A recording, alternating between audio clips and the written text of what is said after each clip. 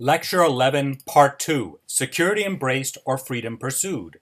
In this second section of Chapter 11, we will continue our discussion on the relationship of freedom to security without limiting our discussion of this relationship to public policy. During certain phases in history, people choose security over their political ability to choose and do as they wish. For example, prior to World War II, Germans and Italians voted for two fascist leaders, Hitler and Mussolini, to lead them, but at the cost of their freedom, and even at the cost of certain people's lives, most notably the Jewish people. Giving up political freedom to be ruled by a dictator who will minutely govern life is contrasted with the French Revolution and the American Revolution, but in vastly different ways. In both revolutions, political freedom was sought by overthrowing the rule of a strong king. What explains these different tendencies, one towards freedom and away from security, and the other away from security towards unchartered freedom? The election of Adolf Hitler. Security embraced, freedom eschewed. When World War I ended, Germany became a democratic republic called the Weimar Republic after the city where the Weimar Republic's constitution was drafted. During the Weimar Republic, Germans were granted significant more political freedom than under the rule of the last German Emperor Wilhelm II. As the citizens of this new democracy began experiencing an economic crisis of rapid inflation, the desire to be ruled by a strong leader, even at the cost of giving up many of the political freedoms, was advocated. Capitalizing on this desire, from 1918 to 1934, Hitler rapidly gained popularity and was voted into ever greater positions of political power. His first step to power was, as a decorated World War I veteran, to join the National Socialist German Workers' Party. This party became known as the Nazi Party, which is an abbreviation and a translation from the German to English, National Socialist German Workers' Party. So notice that it's a socialist party, but it's National Socialist versus the international socialism promoted by Marx. Soon Hitler was elected the leader of the Nazi Party and increasingly became more and more popular. In 1932, Hitler had gained so much popularity that he ran in the 1932 German presidential elections, held twice, since in the first, no candidate was able to gain an absolute majority required to win. In the second election, Paul von Hindenburg was elected with 53% of the vote, with Hitler trailing behind him with the substantial, though, 36.8% of the vote. Hindenburg's government was viewed by many as ineffective and weak. Out of a desire for greater economic security, a group of influential industrialists and businessmen wrote a letter to President Hindenburg. In it, they urged Hindenburg to appoint Hitler as a leader of a government independent from parliamentary parties, which would enrapture millions of people. Hindenburg agreed and appointed Hitler chancellor or head of the national government. At the time, the Nazis had many delegates in the legislature, but they still did not have a majority. Then, on the 27th of February 1933, the Reichstag building, that is the building, the legislative building, was burned. After blaming the communists, Hitler banned the Communist Party, imprisoned their leaders, and encouraged the passing of an amendment to the Weimar Constitution called the Enabling Act.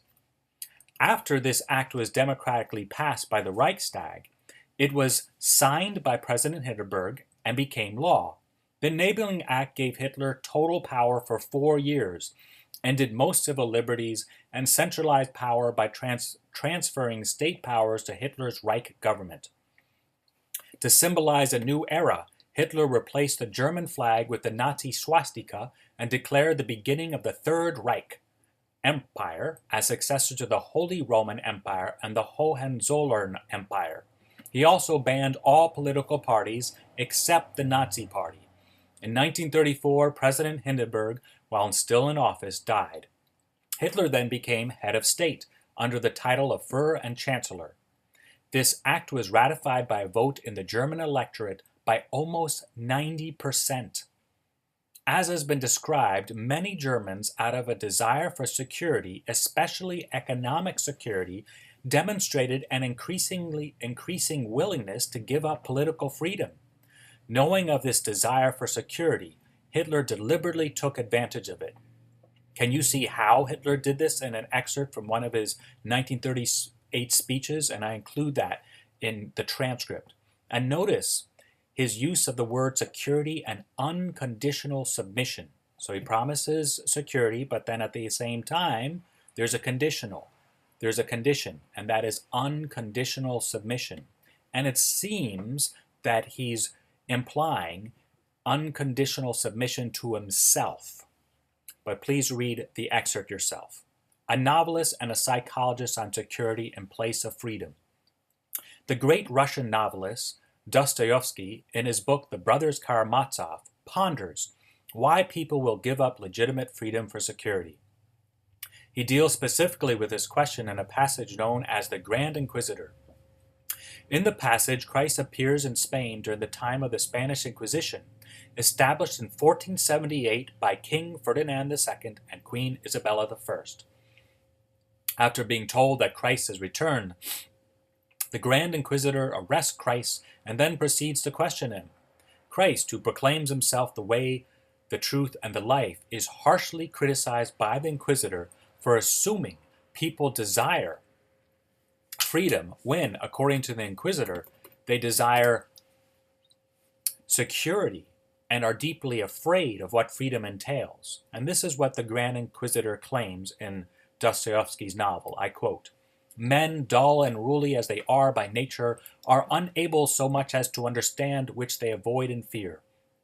For never was there anything more unbearable to the human race than personal freedom. Do thou see these stones in the desolate and glaring wilderness? Command that these stones be made bread, and mankind will run after thee, obedient and grateful like a herd of cattle. But even then it will be ever diffident and trembling, lest thou should take away thy hand, and they lose thereby their bread. Thou didst refuse to accept the offer for fear of depriving men of their free choice. For where is there freedom of choice where men are bribed with bread?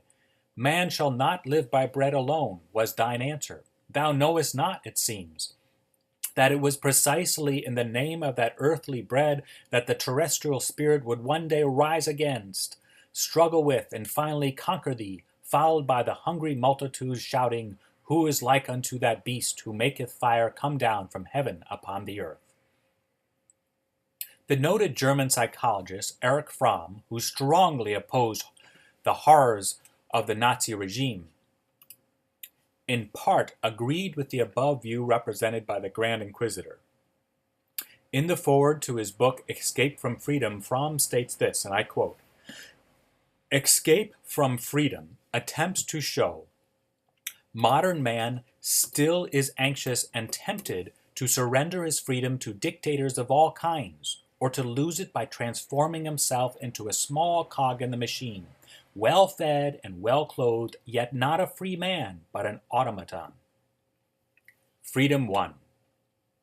Both the American Revolution and the French Revolution are popularly depicted as examples of people overthrowing a tyrannical leader to gain freedom. Are these two revolutions also examples of people sacrificing the security of living under a strong leader to gain greater freedom? I don't think they are in a clear and distinct manner, since before both revolutions, people's lives were not all that secure. However, these two revolutions contain another aspect present within the relationship of freedom and security than the transition from the Weimar Democratic Republic to the dictatorial Nazi regime does. In the 1930s, Germans democratically elected a dictator, thereby sacrificing their security. In the late 1700s, in contrast, Americans and the French overthrew men whom they perceived to be dictators, the English King George III and the French King Louis XVI. It needs to be pointed out, though, as Edmund Burke did, that these two revolutions are vastly different from one another. The French Revolution veered into a direction of violence against aristocrats, against the church, and against anyone who was perceived to be a threat to the revolution to an extent that the American Revolution never did. With that said, though, the aspect that these two revolutions bring out, which then transitioned from the Weimar Republic to the Nazi government, does not, revolves around the question of why do people choose to revolt against a strong leader. And in your transcript, I provide you with three views. The first is from Aristotle, the second is from Karl Marx, and the third is from Tocqueville, and I follow that with James Davies. And so I'm going to now just read excerpts from each of these thinkers on the root cause of political revolutions, beginning with Aristotle. For it is through injustice, fear, and contempt that the ruled in many cases attack monarchies, and contempt that the ruled in many cases attack monarchies. With respect to injustice, it is through arrogance above all, but sometimes also through seizure of private possessions. Karl Marx stated this: in the social production which men carry on, they enter into definite relations that are indispensable and independent of their will. These relations of production correspond to a definite stage of development of the material powers of production. The sum total of these relations of production constitutes the economic structure of society, the real foundation on which rise legal and political superstructures and to which correspond definite forms of social consciousness. The mode of production of material life determines a general character of the social, political, and spiritual processes of life. It is not the consciousness of men that determines their existence, but on the contrary, their social existence determines their consciousness. At a certain stage of their development, the material forces of production society come in conflict with the existing relations of production, or, what is both a legal expression for the same thing, with the property relations within which they had been at work before. From forms of development of the forces of production, these relations turn into their fetters. Then comes a period of social revolution. With the change of the economic foundation, the entire immense superstructure is more or less rapidly transformed. In considering such transformations, the distinction should always be made between the material transformation of the economic conditions of production, which can be determined with the precision of natural science, and the legal, political, religious, aesthetic, or philosophic, in short, ideological forms in which men become conscious of this conflict and fight it out. Alexis de Tocqueville had yet another view, why revolutions occur. And he states this: it was precisely in those parts of France where there had been most improvement that popular discontent ran highest. This may seem illogical, but history is full of such paradoxes. For it is not always when things are going from bad to worse that revolutions break out. On the contrary, it often happens that when a people which has put up with an oppressive rule over a long period without protest suddenly finds the government relaxing its pressures, it takes up arms against us. Thus, the social order overthrown by a revolution is almost always better than the one immediately preceding it. And experience teaches us that, generally speaking, the most perilous moment for a bad government is one when it seeks to mend its ways. Only consummate statecraft can enable a king to save his throne when, after a long spell of oppressive rule, he sets to improving the lot of his subjects. Patiently endured as long as it seems beyond redress, a grievance comes to appear intolerable once the possibility of removing it crosses men's minds. For the mere fact that certain abuses have been remedied draws attention to the others, and they now appear more galling. People may suffer less, but their sensibility is exacerbated. At the height of its power, feudalism did not inspire so much hatred as it did on the eve of its eclipse. In the reign of Louis XVI, the most trivial pinpricks of arbitrary power caused much resentment than through the thoroughgoing despotism of Louis XIV. The brief imprisonment of Beaumarchais shocked Paris more than the dragonnades of 1685.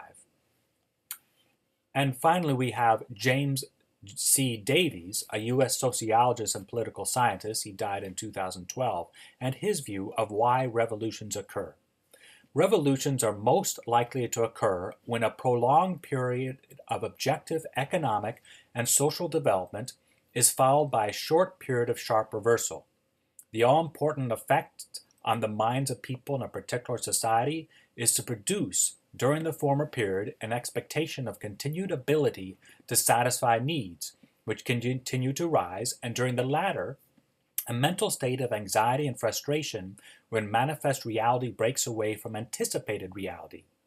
The actual state of socio-economic development is less significant than the expectation that past progress, now blocked, can and must continue in the future. Political stability and instability are ultimately dependent on a state of mind, a mood in a society. Satisfied or apathetic people who are poor in goods, status, and power can remain politically quiet, and their opposites can revolt, just as correlatively and more probably, dissatisfied poor can revolt and satisfied rich oppose revolution. It is the dissatisfied state of mind rather than the tangible provision of adequate or inadequate supplies of food, equality, or liberty which produce revolution. In actuality, there must be a joining of forces between dissatisfied, frustrated people who differ in their degree of objective, tangible welfare and status. Well-fed, well-educated, high-status individuals who rebel in the face of apathy among the objectively deprived can accomplish at most a coup d'etat. God bless.